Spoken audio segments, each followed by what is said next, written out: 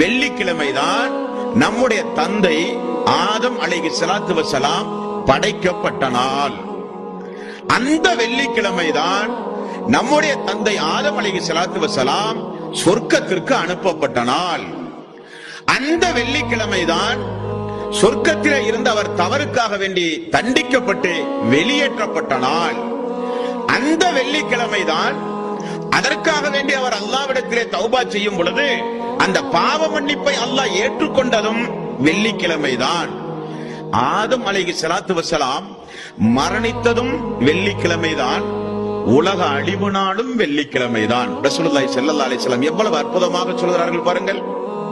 முதல் மனிதர் ஆதம் அலைஹிஸ்ஸலாத்து வஸ்ஸலாம் அவருடைய பிறப்பும் வெள்ளிக்கிழமையாம், அவருடைய இறப்பும் வெள்ளிக்கிழமையாம்.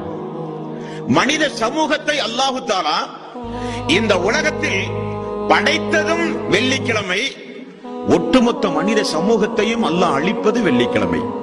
எவ்வளவு பொருத்தமாக நபிகள் நாயகம் ஸல்லல்லாஹு அலைஹி வஸல்லம் அவர்கள் கூறுகிறார்கள் பார்த்தீர்களா?